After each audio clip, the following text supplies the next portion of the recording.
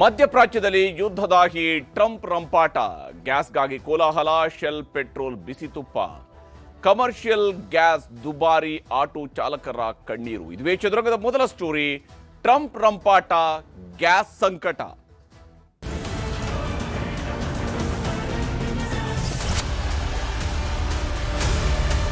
Hotel ಉದ್ಯಮಗಳು loss ಮಾಡಿಕೊಂಡು ನಡೆಸಲಿಕ್ಕಾಗಲ್ಲ.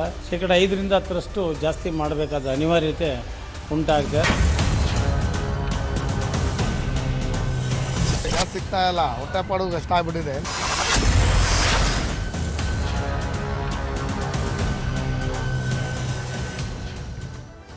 ಮಧ್ಯಪ್ರಾಚ್ಯದಲ್ಲಿ ಇನ್ನೂ ಕೂಡ ಯುದ್ಧ ನಿಂತಿಲ್ಲ, ಯುದ್ಧ ಮುಂದುವರಿದೆ. ಈ ಯುದ್ಧ ಮುಂದುವರಿತಾ ಇರುವಂಥದ್ದು ಇನ್ನೆಷ್ಟು ದಿವಸ ಅನ್ನೋದ್ರ ಬಗ್ಗೆ ಯಾವುದೇ ಸ್ಪಷ್ಟತೆಯೂ ಕೂಡ ಇಲ್ಲ.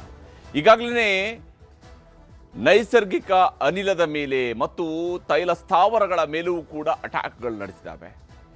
ಹಾರ್ಮುಜ್ ಜಲಸಂಧಿಯಲ್ಲಿ ಹಡಗುಗಳ ಓಡಾಟಕ್ಕೂ ಕೂಡ ಕುತ್ತು ಎದುರಾಗ್ತಾ ಇದೆ. ಇದೆಲ್ಲದರ ಪರಿಣಾಮ ಸಹಜವಾಗಿಯೇ ಗ್ಯಾಸ್ ಸಪ್ಲೈ ಮೇಲೆ ಬಿದ್ದಿದೆ, ಗ್ಯಾಸ್ ಸಿಲಿಂಡರ್ಗಳ ಮೇಲೆ ಬಿದ್ದಿದೆ, ಕಮರ್ಷಿಯಲ್ ಗ್ಯಾಸ್ ಮೇಲೆ ಬಿದ್ದಿದೆ. ಹಾಗೆಯೇ ಆಟೋ ಗ್ಯಾಸ್ನ ದರದ ಮೇಲೂ ಕೂಡ ಈ ಯುದ್ಧದ ಕರಿನೆರಳು ಆವರಿಸಿದೆ. ಇದರಿಂದಾಗಿ ಎಲ್ಲೆಡೆಯೂ ಕೂಡ ಗ್ಯಾಸ್ಗಾಗಿ ಪರದಾಟ ಮುಂದುವರೆದಿದೆ. ಆದರೆ ಟ್ರಂಪ್ ಮಾತ್ರ ದಿನಕ್ಕೊಂದು ರಂಪಾಟವನ್ನ ಮಾಡ್ತಾ ಇದ್ದಾರೆ. ಇಡೀ ಜಗತ್ತಿಗೆ ಗ್ಯಾಸ್ ಕಂಟಕವನ್ನ ತಂದಿಟ್ಟಿರುವಂಥದ್ದು ವಿಶ್ವದ ದೊಡ್ಡಣ್ಣ ಅಮೆರಿಕ.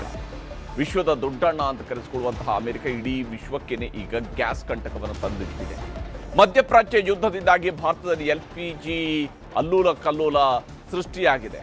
LPGಯ ಪೂರೈಕೆಯಲ್ಲೂ ಕೂಡ ಅಲ್ಲೋಲ ಕಲ್ಲೋಲ ಆಗ್ತಾ ಇದೆ. ಕಮರ್ಷಿಯಲ್ ಗ್ಯಾಸ್ ದರ ಹೆಚ್ಚಳ ಆಗಿದೆ. ಆಟೋ ಚಾಲಕರ ಬದುಕು ಮೂರಾಬಟ್ಟೆ ಆಗ್ತಾ ಇದೆ. ಆಟೋ ಚಾಲಕರು ಬೆಂಗಳೂರಿನಲ್ಲಿ ಇರಬಹುದು ಅಥವಾ ರಾಜ್ಯದ ಬೇರೆ ಬೇರೆ ಜಿಲ್ಲೆಗಳಲ್ಲಿರಬಹುದು, ಆಟೋ ಚಾಲಕರು ಈಗ CNG ಮೇಲೆ ಅವಲಂಬಿಸಿದ್ದಾರೆ. ಆದರೆ CNG ಸರಿಯಾಗಿ ಸಿಗ್ತಾ ಇಲ್ಲ. ಇದರ ಪರಿಣಾಮವಾಗಿ ಆಟೋ ಚಾಲಕರ ಬದುಕು ಕೂಡ ಮೂರಾಬಟ್ಟೆ ಆಗ್ತಾ ಇದೆ. ಗ್ಯಾಸ್ ಸ್ಟೇಷನ್ಗಳನ್ನು ಹುಡುಕಿಕೊಂಡು ಆಟೋ ಚಾಲಕರು ಒಂದು ಊರಿನಿಂದ ಮತ್ತೊಂದು ಊರಿಗೆ ಹೋಗುವ ರೀತಿಯಲ್ಲಿ, ಒಂದು ಏರಿಯಾದಿಂದ ಮತ್ತೊಂದು ಏರಿಯಾಗೆ ಹೋಗುವಂಥದ್ದು ಮಾಮೂಲಿ ಎನ್ನುವಂತ ಆಗ್ಬಿಟ್ಟಿದೆ. ಇಡೀ ಜಗತ್ತಿಗೆ ಈಗ ಗ್ಯಾಸ್ ಕಂಟಕ ಎದುರಾಗಿರುವಂಥದ್ದು. ನಿಜಕ್ಕೂ ಕೂಡ ಗ್ಯಾಸ್ ಸಪ್ಲೈ ಮೇಲೆ ಆಗಿರುವಂತಹ ಹೊಡೆತ ಇದೆಯಲ್ಲ, ಇದು ಸಹಜವಾಗಿಯೇ ದೊಡ್ಡ ಪರಿಣಾಮಗಳನ್ನು ಬೀರ್ತಾ ಇದೆ. ಇಲ್ಲಿ ಟ್ರಂಪ್ ರಂಪಾಟವನ್ನು ನಾವು ಗಮನಿಸಬೇಕು. ಯಾವ ಸ್ವರೂಪದಲ್ಲಿ ಟ್ರಂಪ್ ದಿನಕ್ಕೊಂದು ಹೇಳಿಕೆಗಳನ್ನು ಕೊಡ್ತಾ ಇದ್ದಾರೆ, ಯಾವ ಸ್ವರೂಪದಲ್ಲಿ ಅವರು ಈ ಯುದ್ಧವನ್ನು ಆಕ್ಸೆಸ್ ಮಾಡ್ತಾ ಇದ್ದಾರೆ, ಇದರ ಪರಿಣಾಮಗಳು ಹೀನ ಆಗ್ತಾ ಇದೆ ಅಂತೇಳಿ. ಭಾರತದಲ್ಲಿ ತೀವ್ರಗೊಂಡಿರುವಂಥದ್ದು ಮಧ್ಯಪ್ರಾಚ್ಯ ಯುದ್ಧದ ಪರಿಣಾಮ. ಭಾರತಕ್ಕೆ ದರದ ಬರೆ ಎಳೆಯಲಾಗ್ತಾ ಇದೆ ಈ ಒಂದು ಯುದ್ಧದಿಂದಾಗಿ. ಈ ಯುದ್ಧದ ಪರಿಣಾಮವಾಗಿ ಭಾರತದಲ್ಲೂ ಕೂಡ ಈಗ ದರ ಏರಿಕೆಯ ಬರೆ ಬೀಳ್ತಾ ಇದೆ. LPG ಕೊರತೆಯಿಂದಾಗಿ ಕಮರ್ಷಿಯಲ್ ಗ್ಯಾಸ್ ಬೆಲೆಯಲ್ಲಿ ಭಾರಿ ಹೆಚ್ಚಳವನ್ನು ಮಾಡಲಾಗಿದೆ.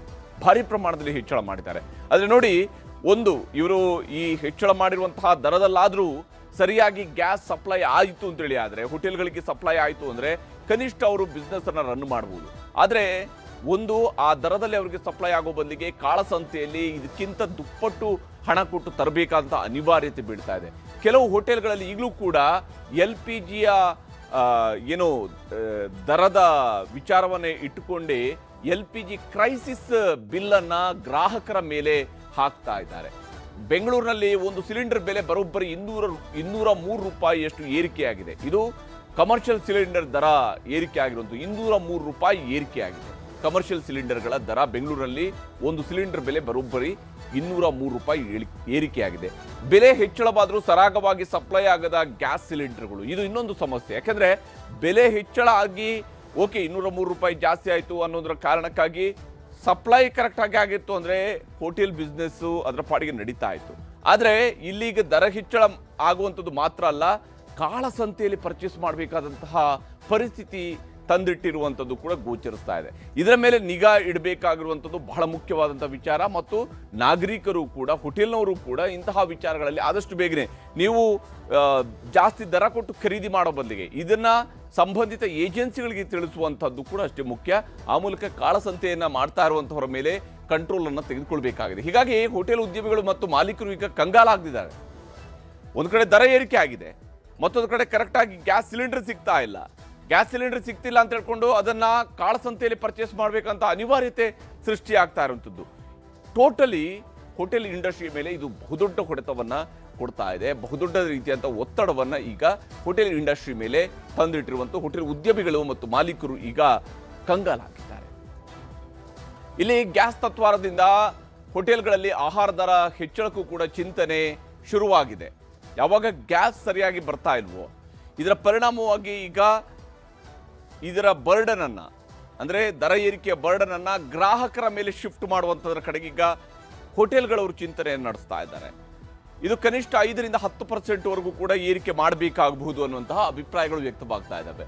ಹೋಟೆಲ್ಗಳಲ್ಲಿ ಆಹಾರ ದರ ಹೆಚ್ಚಳಕ್ಕೂ ಕೂಡ ಈಗ ಚಿಂತನೆ ನಡೀತಾ ಇದೆ.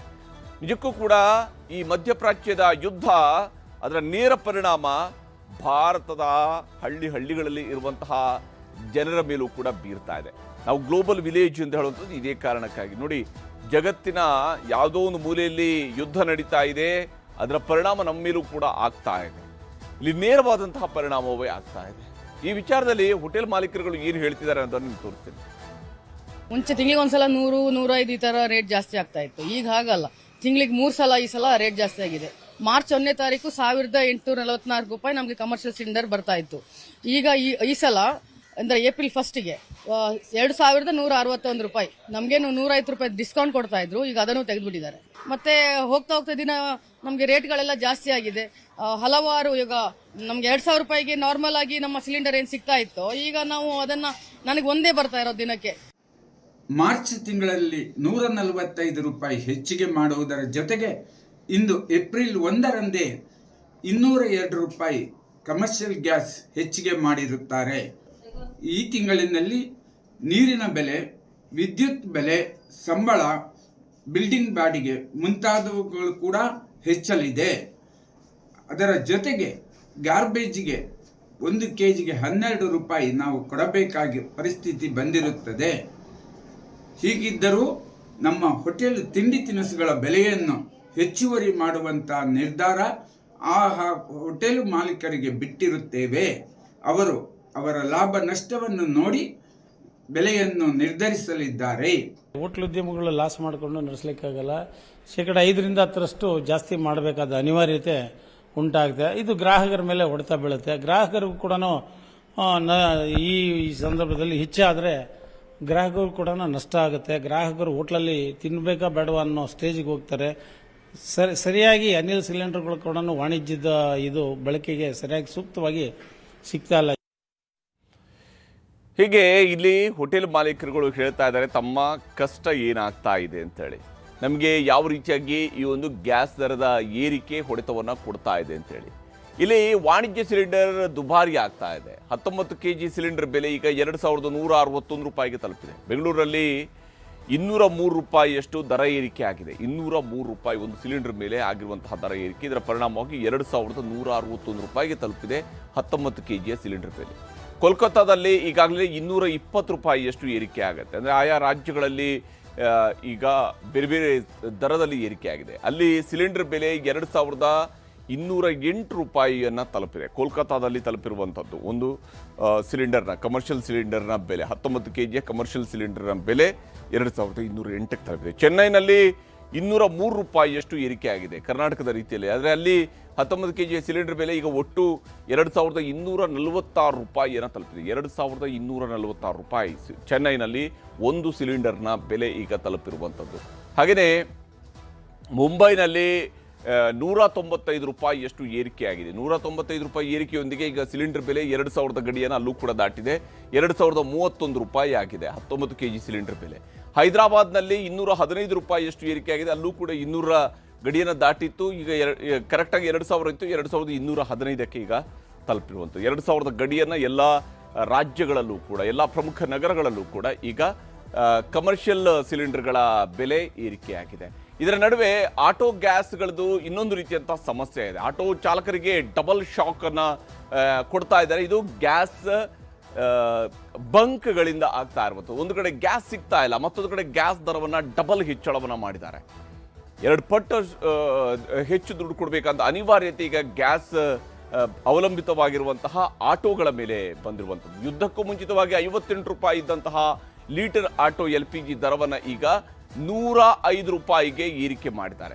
ನೋಡಿ, 58 ರೂಪಾಯಿ ಇತ್ತು, ಅದಿವಾಗ ರೂಪಾಯಿಗೆ ಏರಿಕೆ ಆಗಿದೆ. 1 kgಯ LPG ದರ, ಆಟೋಗಳಿಗೆ ತುಂಬಿಸುವಂತಹ LPGಯ ದರ 158 ಇದ್ದದ್ದು 105 ರೂಪಾಯಿಗೆ ಏರಿಕೆ ಆಗಿದೆ ಅನ್ನೋದನ್ನ ಆಟೋ ಚಾಲಕರು ಹೇಳ್ತಾ ಇದ್ದಾರೆ. ಅಷ್ಟು ಹಣವನ್ನು ವಸೂಲಿ ಮಾಡ್ತಾ ಇದ್ದಾರೆ. ಹಣ ಕೊಟ್ಟರು ರಾಜ್ಯದ ಹಲವೆಡೆ ಬಂಕ್ಗಳಲ್ಲಿ ಆಟೋ LPG ಸಿಗ್ತಾ ಇಲ್ಲ. ಇದು ಇನ್ನೊಂದು ರೀತಿಯಾದಂತಹ ಸಮಸ್ಯೆ. ಅವ್ರು ದುಡ್ಡು ಕೊಡ್ತಾರೆ, ಆದರೆ ಗ್ಯಾಸ್ ಸಿಗ್ತಾ ಇಲ್ಲ. ಕಿಲೋಮೀಟರ್ ಗಟ್ಟಲೆ ನಿಲ್ತಾ ಇದ್ದಾರೆ. ದಿನಗಟ್ಟಲೆ ಕ್ಯೂನಲ್ಲಿ ನಿಂತರೂ ಕೂಡ ಒಂದು ಆಟೋಗೆ ಕೇವಲ 400 ರೂಪಾಯಿಯ ಗ್ಯಾಸ್ ಮಾತ್ರ ಲಭ್ಯವಾಗ್ತಾ ಇದೆ. 400 ರೂಪಾಯಿಯಷ್ಟು ಗ್ಯಾಸನ್ನು ತುಂಬಿಸ್ಕೊಳ್ಬಹುದು. 400 ರೂಪಾಯಿ ಗ್ಯಾಸ್ ತುಂಬಿಸ್ಕೊಂಡು ಹೋಗಬೇಕು, ಮತ್ತೆ ವಾಪಸ್ ಅದನ್ನು ಖಾಲಿ ಆದಾಗ ಮತ್ತೆ ಬಂದು ಕ್ಯೂ ನಿಲ್ಲಬೇಕು. ಇಂಥದ್ದೊಂದು ಪರಿಸ್ಥಿತಿ ಈಗ ಆಟೋ ಚಾಲಕರಿಗೆ ಬಂದಿದ್ದಕ್ಕೆ ಯುದ್ಧದ ಭಯದಿಂದಾಗಿ ಏಕಾಏಕಿ ಹೆಚ್ಚು ಗ್ಯಾಸ್ ಅನ್ನ ಚಾಲಕರು ತುಂಬಿಸ್ಕೊಳ್ತಾ ಇದ್ದಾರೆ. ಇದು ಮತ್ತಷ್ಟು ರೇಟ್ ಜಾಸ್ತಿ ಆಗ್ಬೋದು, ಅಥವಾ ಈ ಕ್ಯೂನಲ್ಲಿ ನಿಲ್ಲೋದು ಯಾಕಪ್ಪ, ಒಂದೇ ಸಲಕ್ಕೆ ತುಂಬಿಸ್ಕೊಳ್ಬಿಡೋಣ, ಈ ರೀತಿಯಂಥ ಮನಸ್ಥಿತಿಯೂ ಕೂಡ ಆಟೋ ಚಾಲಕರು ಬಂದಿದ್ದಾರೆ. ನಿತ್ಯ ಒಂದು ಬಂಕ್ಗೆ 12,000 ಲೀಟರ್ನಷ್ಟು ಆಟೋ ಗ್ಯಾಸ್ ಸರಬರಾಜು ಆಗ್ತಾ ಇದೆ. ಆದರೆ ಆಟೋಗಳವರು ಅಲ್ಲೂ ಕೂಡ ಪ್ಯಾನಿಕ್ ಬೈಯಿಂಗ್ ಸ್ಟಾರ್ಟ್ ಆಗಿದೆ. ಅಲ್ಲೂ ಕೂಡ ಭಯದ ಖರೀದಿ ಶುರುವಾಗಿದೆ. ಭಯಭೀತರಾಗಿದ್ದಾರೆ ಅವ್ರಿಗೂ ಕೂಡ. ಯಾಕಂದ್ರೆ ಸದ್ಯ ಪ್ರತಿ ಬಂಕ್ಗೆ ಕೇವಲ 6,000 ಲೀಟರ್ ಗ್ಯಾಸ್ ಮಾತ್ರ ಸರಬರಾಜು ಆಗ್ತಾ ಇದೆ. 12,000 ಆಗ್ತಾ ಇದ್ದಿದ್ದು 6,000ಕ್ಕೆ ಇಳಿಕೆ ಆಗಿದೆ. ಇದರ ಪರಿಣಾಮ ಈಗ ಗ್ಯಾಸ್ ಆಟೋಗಳ ಮೇಲೆ ಪರಿಣಾಮ ಬೀರ್ತಾ ಇದೆ. ರಾಜ್ಯದ ಆಟೋ ಗ್ಯಾಸ್ ಸರಬರಾಜಿನಲ್ಲಿ 50% ವ್ಯತ್ಯಯ ಆಗ್ತಾ ಇರುವಂತದ್ರಿಂದಾಗಿನೇ 12,000 ಲೀಟರ್ನಷ್ಟು ಸಪ್ಲೈ ಆಗ್ತಾ ಇದ್ದಂಥ ಕಡೆಗಳಲ್ಲಿ ಈಗ 6,000ಕ್ಕೆ ಇಳಿಕೆ ಆಗಿದೆ.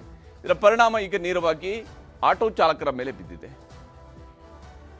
ಇದರ ಮಧ್ಯೆಯಲ್ಲಿ ಯಾವ ಸ್ವರೂಪದಲ್ಲಿ ಗ್ರಾಹಕರು ತೊಂದರೆಯನ್ನು ಅನುಭವಿಸ್ತಾ ಇದ್ದಾರೆ ಅನ್ನೋದನ್ನು ನಾವು ನೋಡ್ತಾ ಇದ್ವಿ. ನೋಡಿ, ಶೇಷಾದ್ರಿಪುರಂನಲ್ಲಿ ನಿಂತಿರುವಂತಹ ಆಟೋಗಳ ಕ್ಯೂ ಅನ್ನು ನೋಡಿದ್ರೆ ಯಾವ ಸ್ವರೂಪದಲ್ಲಿ ಕ್ಯೂ ಬೆಳೀತಾ ಇದೆ ಅಂತೇಳಿ, ಹನುಮಂತನ ಬಾಲದ ರೀತಿಯಲ್ಲಿ ಉದ್ದಕ್ಕೆ ಹೋಗ್ತಾನೆ ಇದೆ ಈ ಕ್ಯೂಗಳು.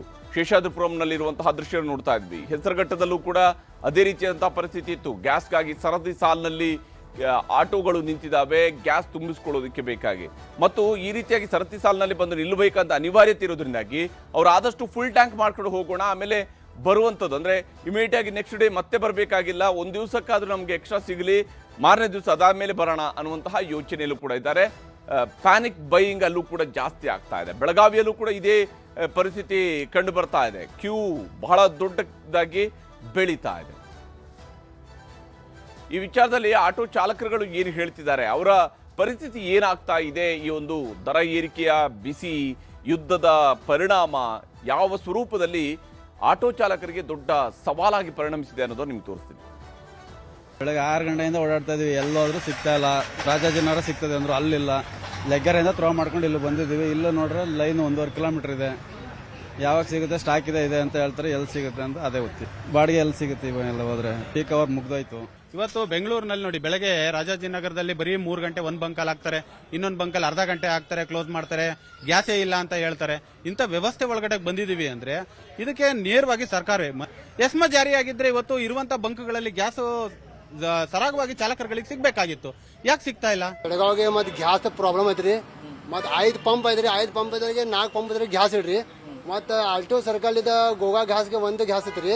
ಮತ್ 3-4 ಕಿಲೋಮೀಟರ್ ಗಾಡಿನ ಮತ್ ತಗೊಂಡ್ ಬರೋಣ ಮತ್ತೆ ಬಾರ್ ಪ್ರಾಬ್ಲಮ್ ಆಗ್ರಿ. ಮತ್ ಯಾರು ಇಲ್ಲೇನ ಡಿಸಿ ಸಾವಿರ ಐತ್ರಿ, ಮತ್ತೆ ರಾಜು ಸೈಡ್ ಐತ್ರಿ. ಈಗ ಯಾರು ಬರಂಗಿಲ್ಲ, ನಮ್ಗೆ ಹೇಳಂಗಿಲ್ರಿ ಹೆಂಗ್ ಪ್ರಾಬ್ಲಮ್ ಐತಿ ಏನ ಕೆಡಂಗಿಲ್ರಿ. ಅಲ್ಲಿ ಒಮ್ಮೆ ಹಾಕೊಲಿಕ್ಕೆ ನಮ್ಮ ಕಡೆ ಅಷ್ಟೊಂದು ದುಡ್ಡು ಇರಂಗಿಲ್ರಿ. ನಾವು ಡೈಲಿ 300ರಿಂದ 400 ರೂಪಾಯಿ ಹಾಕ್ತಿವ್ರಿ. ಇವರು ಇವಾಗ 600 ರೂಪಾಯಿ ಹಾಕಿದ್ರು ಎಷ್ಟು 4 ಲೀಟರ್ ಗ್ಯಾಸ್ ಬಂತ್ರಿ. ರೇಟ್ ಬಹಳಷ್ಟು ಜಂಪ್ ಆಗಿತ್ರಿ. 62 ಇತ್ರಿ, ಇವಾಗ 85 ರೇಟ್ ಆಗಿದ್ರಿ. ಅದು ಸಿಗ್ತಾ ಇಲ್ರಿ. ಇವಾಗ 1.5 ಗಂಟೆ ಆಯ್ತ್ರಿ ನಾ ನಂಬರ್ ಹಚ್ಚಿರಿ, ಇವಾಗ ಗ್ಯಾಸ್ ಆಗೈತ್ರಿ. ಇನ್ನೂ ಮುಂಜಾನೆಯಿಂದ ಊಟ ಇಲ್ಲ, ನಾಷ್ಟ ಇಲ್ರಿ. ಬಾಡಿಗೆ ಇನ್ನೂ 1 ರೂಪಾಯಿ ಇಲ್ಲ. ಮತ್ತೆ ನಮಗೆ ಕೊಡುವಂತ ಕಸ್ಟಮರ್ 40 ರೂಪಾಯಿನ ಕೊಡೋದ್ರಿ. ಯಾರು ಹೆಚ್ಚಿಗೆ ಕೊಡಂಗಿಲ್ಲ. ನಿಮ್ ದುಡ್ಡು ಗ್ಯಾಸ್ ಹೆಚ್ಚಾಗಿದೆ, ನಾವೇನು ಮಾಡೋದಪ್ಪ, ನಮ್ಮ ಕಡೆ ದುಡ್ಡು ಇಲ್ಲ, ನಾವು ದುಡ್ಡು ಇಷ್ಟ ಕೊಡೋ, ಬರೋರು ಇದ್ರೆ ಬರ್ರಿ, ಇಲ್ಲ ಬಿಡ್ರಿ. ಹೀಗೆ ಇದು ಆಟೋ ಚಾಲಕರು ಎದುರಿಸ್ತಾ ಇರುವಂತಹ ಸಮಸ್ಯೆ. ಆದರೆ ಮತ್ತೊಂದು ಕಡೆಯಲ್ಲಿ ಶೆಲ್ ಪೆಟ್ರೋಲ್ ಬಂಕ್ಗಳಲ್ಲಿ ಈಗಾಗಲೇ ಗಗನಕ್ಕೇರಿದೆ ಪೆಟ್ರೋಲ್ನ ದರ. ಪೆಟ್ರೋಲನ್ನು ಕೂಡ ಬೀಟ್ ಮಾಡಿದೆ ಡೀಸೆಲ್ ದರ. ನೋಡಿ, ಪೆಟ್ರೋಲ್ ದರ ಯಾವತ್ತೂ ಜಾಸ್ತಿ ಇರುತ್ತೆ, ಆದರೆ ಇಲ್ಲಿ ಡೀಸೆಲ್ ದರವೂ ಕೂಡ ಮತ್ತಷ್ಟು ಜಾಸ್ತಿ ಆಗಿದೆ. ಯುದ್ಧದಿಂದಾಗಿ ಜಾಗತಿಕ ಮಟ್ಟದಲ್ಲಿ ಗಗನಕ್ಕೇರ್ತಾ ಇದೆ ಕಚ್ಚಾ ತೈಲದ ಬೆಲೆ. ಇದರ ಪರಿಣಾಮವಾಗಿ ಖಾಸಗಿ ಪೆಟ್ರೋಲ್ ಬಂಕ್ಗಳಾಗಿರುವಂತಹ ಶೆಲ್ ಪೆಟ್ರೋಲ್ ಬಂಕ್ಗಳಲ್ಲಿ ಪೆಟ್ರೋಲ್ ಡೀಸೆಲ್ ದರವನ್ನು ಮತ್ತೊಮ್ಮೆ ಹೆಚ್ಚಳ ಮಾಡಲಾಗಿದೆ. ಈ ಬಾರಿ ಹೆಚ್ಚಳ ಮಾಡಿರುವಂತಹ ಪರಿಣಾಮವಾಗಿ ಇಲ್ಲಿ ಪೆಟ್ರೋಲ್ ಡೀಸೆಲ್ ಹಾಕಿಸ್ಬೇಕಾ ಬೇಡವಾ ಅಂತೇಳಿ ಗ್ರಾಹಕರು ಯೋಚನೆ ಮಾಡಬೇಕಾದ ಪರಿಸ್ಥಿತಿ ತಂದಿಟ್ಟಿದೆ. ಪೆಟ್ರೋಲ್ ದರದಲ್ಲಿ ಇಂದು ಒಂದೇ ದಿನ 7 ರೂಪಾಯಿಗಳ ಏರಿಕೆಯನ್ನು ಮಾಡಲಾಗಿದೆ. 7 ರೂಪಾಯಿ ಏರಿಕೆಯಾಗಿದೆ ಪೆಟ್ರೋಲ್ನ ದರದಲ್ಲಿ. ಇನ್ನು ಡೀಸೆಲ್ ದರವೂ ಕೂಡ ಇಲ್ಲಿ ಏರಿಕೆಯಾಗಿದೆ. ಇದರ ಪರಿಣಾಮವಾಗಿ ಗ್ರಾಹಕರಿಗೆ ದೊಡ್ಡ ರೀತಿಯಿಂದ ಹೊಡೆತ ಬೀಳ್ತಾರೆ. ಪೆಟ್ರೋಲ್ ದರದಲ್ಲಿ ಇಂದು ಒಂದೇ ದಿನ 7 ರೂಪಾಯಿ ಏರಿಕೆ ಆದರೆ ಡೀಸೆಲ್ ಬೆಲೆಯಲ್ಲಿ ಬರೋಬ್ಬರಿ 25 ರೂಪಾಯಿ ಹೆಚ್ಚಳ ಮಾಡಿದ್ದಾರೆ. 25 ರೂಪಾಯಿ ಏರಿಕೆ ಆಗಿರುವಂಥದ್ದು. ಅಂದರೆ ನಿನ್ನೆ 112 ರೂಪಾಯಿ ಇದ್ದಂತಹ ನಾರ್ಮಲ್ ಪೆಟ್ರೋಲ್ ಬೆಲೆ ಇವತ್ತು 119 ರೂಪಾಯಿ ತಲುಪಿದೆ. 119 ರೂಪಾಯಿಗೆ ಏರಿಕೆಯಾಗಿದೆ. ಹಾಗೆಯೇ ಡೀಸೆಲ್ ದರದಲ್ಲಿ 25 ರೂಪಾಯಿ ಹೆಚ್ಚಳ ಆಗಿದೆ. ಎಲ್ಲಿಂದ ಎಲ್ಲಿಗೆ ಜಂಪ್ ಆಗ್ತಾ ಇದೆ ಅಂತ ಹೇಳಿ, ತೈಲ ಬೆಲೆಯ ಜಂಪ್ ಆಗ್ತಾ ಇರೋಂಥ ರೀತಿ. ಈಗಾಗಲೇ ಕೇಂದ್ರ ಸರ್ಕಾರ ಅಬಕಾರಿ ಸುಂಕವನ್ನು ಕೈ ಬಿಟ್ಟಿರೋದ್ರಿಂದಾಗಿ ನಾರ್ಮಲ್ ಪೆಟ್ರೋಲ್ ಬಂಕ್ಗಳಲ್ಲಿ, ಸರ್ಕಾರಿ ಸ್ವಾಮ್ಯದ ಪೆಟ್ರೋಲ್ ಬಂಕ್ಗಳಲ್ಲಿ ಯಾವುದೇ ರೀತಿಯಂಥ ಏರಿಕೆ ಆಗ್ತಾ ಇಲ್ಲ, ದರ ಏರಿಕೆ ಆಗ್ತಾ ಇಲ್ಲ. ಆದರೆ ಇಲ್ಲಿ ನಿನ್ನೆ 98 ರೂಪಾಯಿ ಇದ್ದಂತಹ ಡೀಸೆಲ್ ದರ ಇಂದು 123 ರೂಪಾಯಿಗೆ ತಲುಪಿದೆ. 123 ರೂಪಾಯಿ ಅಂದರೆ ಪೆಟ್ರೋಲ್ ದರ 119 ರೂಪಾಯಿ, ಡೀಸೆಲ್ ದರ 123 ರೂಪಾಯಿ. ಇದು ಶೆಲ್ ಪೆಟ್ರೋಲ್ ಬಂಕ್ಗಳಲ್ಲಿ ಆಗಿರುವಂತಹ ಪರಿಣಾಮ. ಯಾವ ಯಾವ ಸ್ವರೂಪದಲ್ಲಿ ಪೆಟ್ರೋಲ್ ದರ ಮತ್ತು ಡೀಸೆಲ್ ದರದ ಮೇಲೆ, ತೈಲ ದರದ ಮೇಲೆ ಏರಿಕೆಯ ಬಿಸಿ ತಟ್ಟುತ್ತಾ ಇದೆ ಅನ್ನುವಂಥದ್ದು ಗೋಚರಿಸ್ತಾ ಇದೆ. ಇದು ಸಪ್ಲೈ ಚೈನ್ನಲ್ಲಿ ಆಗಿರುವಂತಹ ವ್ಯತ್ಯಾಸ ಒಂದು ಕಾರಣ ಆದರೆ, ಕ್ರೂಡ್ ಆಯಿಲ್ನಲ್ಲಿ, ಕಚ್ಚಾ ತೈಲದ ಮೇಲೆ ಆಗ್ತಾ ಇರುವಂತಹ ದರ ಏರಿಕೆಯು ಕೂಡ ಇದಕ್ಕೆ ಕಾರಣ ಆಗಿದೆ. ಈ ವಿಚಾರದಲ್ಲಿ ಗ್ರಾಹಕರು ಏನು ಹೇಳ್ತಾರೆ ಅನ್ನೋದು ನಿಮ್ಗೆ ತೋರಿಸ್ತೀನಿ. ಸಮಸ್ಯೆ ಏನು ಸಿಕ್ಕಾಬಟ್ಟೆ ಆಗ್ತಾ ಇದೆ. ಪೆಟ್ರೋಲ್ ಡೀಸೆಲ್ ಮೊದಲೇ ಗ್ಯಾಸು ಸಿಗ್ತಾ ಇಲ್ಲ, ಆದರೆ ಪೆಟ್ರೋಲ್ ಡೀಸೆಲ್ ಜಾಸ್ತಿ ಆಗ್ಬಿಟ್ರೆ ರೇಟು ಸಿಕ್ಕಾಬಟ್ಟೆ ಪ್ರಾಬ್ಲಮ್ ಆಗುತ್ತೆ. ಈಗ ITBT ಕಂಪ್ನಿಲಿ ಕೊಡ್ತಾರ ರೇಟಿಗೆ, ಇಲ್ಲಿ ಆಗ್ತಾ ಇರೋ ರೇಟಿಗೂ ನಮ್ಗೆ ಹೇಳ್ಕೊಳಕ್ ಆಗ್ತಿಲ್ಲ, ಅಷ್ಟು ಸಮಸ್ಯೆ ಆಗ್ತಾ ಇದೆ. ಈ ಸುಮ್ಮನೆ ಡ್ರೈವರ್ಗಳು ಹಂಗೆ ಹಿಂಗೆ ಅಂತ ಡ್ರೈವರ್ ಸಮಸ್ಯೆ ಕೇಳೋ ಪ್ರಪಂಚದಲ್ಲಿ ಇನ್ನೂ ಯಾರು ಉಟ್ಕೊಂಡಿಲ್ಲ. ಹಂಗಾಗಿ ನಾವು ಇನ್ನೇನು ಮಾತಾಡೋದು ಹೇಳಿ ಅದ್ರ ಬಗ್ಗೆ. ಹಂಗೆ ಏನ್ ಹೇಳ್ಬೇಕು ಇವ್ರುಗಳಿಗೆ ಅಂತಲೇ ಗೊತ್ತಾಗ್ತಾರೆ. ಯಾರು ಬಂದ್ರೆ ಸರಿ ಆಯ್ತದೆ ಅನ್ನೋದು ಗೊತ್ತಾಗಲ್ಲ. ರೇಟ್ ಜಾಸ್ತಿ ಇಂಡಿಯನ್ ಎಲ್ಲ ಕಮ್ಮಿ ಇದೆ, 103 ಇದೆ. ಇದು 119 ಅಂತ 17 ರೂಪಾಯಿ ಜಾಸ್ತಿ ಇದೆ, 16 ರೂಪಾಯಿ ಜಾಸ್ತಿ ಇದೆ. ಆಗಿಸ್ಲಿಲ್ಲ, ಕ್ಯಾನ್ಸಲ್ ಮಾಡಿಸ್ತು. ಹೌದು ಮೇಡಮ್, 1 ಲೀಟರ್ಗೆ 17 ರೂಪಾಯಿ ಜಾಸ್ತಿ ಅಂದ್ರೆ ಬರ್ಡನ್ ಅಲ್ವಾ ನಮ್ಗೆ. ಅಷ್ಟೇ, ಅದಕ್ಕೆ ವಾಪಸ್ ಬಂದ್ಬಿಟ್ಟು 119 ರುಪೀಸ್ ಆಗಿದೆ ಶೆಲ್ ಅಲ್ಲಿ. ಬಟ್ ಬೇರೆ ಪೆಟ್ರೋಲ್ ಪಂಪ್ ಎಲ್ಲ 103 ರುಪೀಸ್ನೇ ಮಾರ್ತಿದ್ದಾರೆ. And I have observe that ಬೇರೆ ಶೆಲ್ ಪೆಟ್ರೋಲ್ ಪಂಪ್ಸ್ ತುಂಬಾ ಬಂದಿದೆ. ಓಕ್ಲಿಪುರಂ ಬಂದಿದೆ, ಇಲ್ಲಿ ಓಪನ್ ಇದೆ, ಬಟ್ 119 ರುಪೀಸ್ ಇದೆ. ನಾನು ಫುಲ್ ಟ್ಯಾಂಕ್ ಮಾಡಿಸೋ, ನಾನು 15 ಲೀಟರ್ಸ್ ಹೋಗುತ್ತೆ. 1800 1900 ರುಪೀಸ್ ಎಲ್ಲಿಂದ ಕೊಡ್ಬೇಕು? ಬಹಳ ಜಾಸ್ತಿ ಮಾಡಿದ್ದಾರೆ. ಫಸ್ಟ್ 3 ರೂಪಾಯಿ ಇದ್ರು, ಆಮೇಲೆ ನೋಡಿದ್ರೆ ತಿರ್ಗಾ ಒಂದು ವಾರ, ಒಂದು 3 ಡೇಸ್ ಬಿಟ್ಬಿಟ್ಟು ತಿರ್ಗಾ 3 ರೂಪಾಯಿ ಜಾಸ್ತಿ ಮಾಡಿದ್ದಾರೆ. ಇವಾಗ ನೋಡಿದ್ರೆ ಗೇಟ್ ಜಂಪ್ ಜಾಸ್ತಿ ಇದೆ. ಎಷ್ಟು 98 ರೂಪಾಯಿ ಇತ್ತು, ಇವಾಗ ನೋಡಿದ್ರೆ 29 ರೂಪಾಯಿ ಇದೆ. ಏನ್ ಸರ್ ಇದು? ತುಂಬಾ ಮೋಸ ಸರ್ ಇದು. ಇವನಿಂದ 2 ರೂಪಾಯಿ 3 ರೂಪಾಯಿ ಇದ್ರೆ ಓಕೆ, ಏಕ್ದಮ್ ಇವಾಗ 33 ರೂಪಾಯಿ ಜಾಸ್ತಿ ಮಾಡಿಬಿಟ್ರೆ ಹೆಂಗ್ ಇದಾಗೋದಲ್ಲಿ? ಹೀಗೆ ಒಬ್ಬರಾದ ಮೇಲೆ ಒಬ್ಬರು ಗ್ರಾಹಕರು ಈ ಒಂದು ಗ್ಯಾಸ್ ದರ, ಪೆಟ್ರೋಲ್ ದರ, ಡೀಸೆಲ್ ದರ ಇವುಗಳೆಲ್ಲದರ ಬಿಸಿಯನ್ನು ಅನುಭವಿಸ್ತಾ ಇದ್ದಾರೆ. ಮತ್ತೊಂದು ಕಡೆಯಲ್ಲಿ ಪ್ರಧಾನಮಂತ್ರಿ ಮೋದಿಯವರು ಕೂಡ ಸಭೆಯನ್ನು ಮಾಡ್ತಾ ಇದ್ದಾರೆ. ಮಧ್ಯಪ್ರಾಚ್ಯದ ಯುದ್ಧದಿಂದಾಗಿ ಭಾರತದಲ್ಲಿ ತೀವ್ರಗೊಂಡಿರುವಂತಹ ಪರಿಣಾಮಗಳ ಬಗ್ಗೆ, ಯಾಕಂದರೆ ಗ್ರಾಹಕರ ಮೇಲೆ ಆಗ್ತಾ ಇರುವಂತಹ ಪರಿಣಾಮಗಳ ಬಗ್ಗೆ ಕೇಂದ್ರ ಸರ್ಕಾರವು ಕೂಡ ಬಹಳ ತೀಕ್ಷ್ಣವಾಗಿ ಇದನ್ನು ಗಮನಿಸ್ತಾ ಇದೆ. ಏನು ಈ ಪರಿಸ್ಥಿತಿಯನ್ನು ಹೇಗೆ ನಿಭಾಯಿಸಬೇಕಾಗಿದೆ, LPG ಕಚ್ಚಾ ತೈಲ ಕೊರತೆ ಹಾಗೂ ಭದ್ರತೆ ವಿಚಾರದಲ್ಲೂ ಕೂಡ ಬೀರ್ತಾ ಇರುವಂತಹ ಪರಿಣಾಮಗಳು ಏನೇನು ಅನ್ನೋದರ ಬಗ್ಗೆ ಪ್ರಧಾನಮಂತ್ರಿ ಮೋದಿಯವರು ಕೂಡ ಕಾಳಜಿ ವಹಿಸಿದ್ದಾರೆ. ಅವರು ಕೂಡ ಈ ವಿಚಾರದಲ್ಲಿ ಸಭೆಗಳ ಮೇಲೆ ಸಭೆಗಳನ್ನು ಮಾಡ್ತಾ ಇದ್ದಾರೆ. LPG ಕಚ್ಚಾ ತೈಲ ಕೊರತೆ ಮತ್ತು ಭದ್ರತೆ ವಿಚಾರದಲ್ಲಿ ಏನೆಲ್ಲ ಎಫೆಕ್ಟ್ ಆಗ್ತಾ ಇದೆ, ಯಾವೆಲ್ಲ ಪರಿಣಾಮಗಳನ್ನು ಈ ಒಂದು ಯುದ್ಧ ಬೀರ್ತಾ ಇದೆ. ಸಂಜೆ 7 ಗಂಟೆಗೆ ಭದ್ರತೆ ಕುರಿತ ಸಂಪುಟ ಸಮಿತಿಯ ಸಭೆಯನ್ನು ಪ್ರಧಾನಮಂತ್ರಿ ಮೋದಿಯವರು ಕರೆದಿದ್ದಾರೆ. ಯಾಕಂದರೆ ಅವರು ಈಗಾಗಲೇ ಲೋಕಸಭೆ ಮತ್ತು ರಾಜ್ಯಸಭೆಯಲ್ಲಿ ಮನವರಿಕೆ ಮಾಡಿಕೊಟ್ಟಿದ್ರು. ಸಚಿವರುಗಳ ಸಮಿತಿ ಇದನ್ನು ಕ್ಲೋಸ್ ಆಗಿ ಅಬ್ಸರ್ವ್ ಮಾಡ್ತಾ ಇರುತ್ತೆ, ಪ್ರತಿನಿತ್ಯ ಮೀಟಿಂಗನ್ನು ಮಾಡ್ತಾ ಇರ್ತಾರೆ ಅಂತೇಳಿ. ಹಾಗೆಯೇ ಅವರಿಂದ ಬ್ರೀಫಿಂಗನ್ನು ಪ್ರಧಾನಮಂತ್ರಿಯವರು ಕೂಡ ತೆಗೆದುಕೊಳ್ತಾರೆ. ರಕ್ಷಣಾ ಸಚಿವ ರಾಜನಾಥ್ ಸಿಂಗ್, ಗೃಹ ಸಚಿವ ಅಮಿತ್ ಶಾ ಇವರೆಲ್ಲರ ಜೊತೆ ಕೂಡ ಸಭೆಯನ್ನು ನಡೆಸ್ತಾರೆ. ಹಣಕಾಸು ಸಚಿವೆ ನಿರ್ಮಲಾ ಸೀತಾರಾಮನ್, ವಿದೇಶಾಂಗ ಸಚಿವರಾಗಿರುವಂತಹ ಎಸ್ ಜೈಶಂಕರ್ ಇವರೆಲ್ಲರೂ ಕೂಡ ಇರುವಂತಹ ಸಮಿತಿ ಸಭೆಯಲ್ಲಿ ಭಾರತದ ಮೇಲೆ ಯುದ್ಧದ ಪರಿಣಾಮಗಳ ಬಗ್ಗೆ ಸಮಾಲೋಚನೆಯನ್ನು ನಡೆಸಲಾಗುತ್ತೆ. ಭಾರತದ ಮೇಲೆ ಬೀರಬಹುದಾಗಿರುವಂತಹ ಪರಿಣಾಮಗಳ ಬಗ್ಗೆ ಸಮಾಲೋಚನೆಯನ್ನು ನಡೆಸ್ತಾ ಇದ್ದಾರೆ ಈ ಸಭೆಯಲ್ಲಿ. ಕೃಷಿ, ವಾಣಿಜ್ಯ, ರೈಲ್ವೆ, ಸಾಗಣೆ, ಪೆಟ್ರೋಲಿಯಂ, ವಿದ್ಯುತ್, ಹೀಗೆ ನಾನಾ ಕ್ಷೇತ್ರಗಳ ಮೇಲೆ ಪರಿಣಾಮವನ್ನು ಬೀರ್ತಾ ಇದೆ ಈ ಯುದ್ಧ. ಆಹಾರ ಹಾಗೂ ನಾಗರಿಕ ವಿಮಾನಯಾನದ ಸಚಿವರು ಕೂಡ ಇವತ್ತಿನ ಸಭೆಯಲ್ಲಿ ಭಾಗಿಯಾಗುವಂತಹ ಸಾಧ್ಯತೆ ಇದೆ. ಇನ್ನು ಮಾರ್ಚ್ 22ರ ಪರಿಶೀಲನೆಯಂತೆಯೇ ಮಹತ್ವದ ಸಮಾಲೋಚನೆ ಇವತ್ತು ನಡೆಯೋದಿದೆ. ಈಗಾಗಲೇ ಮಾರ್ಚ್ 22ರಂದು ಪರಿಶೀಲನೆ ನಡೆಸಿದ್ರು. ಈಗ ಮತ್ತೊಂದು ಸುತ್ತಿನ ಸಮಾಲೋಚನೆಯನ್ನ ಪ್ರಧಾನಮಂತ್ರಿಗಳು ಕೂಡ ಮಾಡ್ತಾ ಇದ್ದಾರೆ. ಯಾಕಂದ್ರೆ ಪರಿಸ್ಥಿತಿಯ ಗಂಭೀರತೆಯನ್ನ ಕೇಂದ್ರ ಸರ್ಕಾರವು ಕೂಡ ಮಾನಿಟರ್ ಮಾಡ್ತಾ ಇದೆ.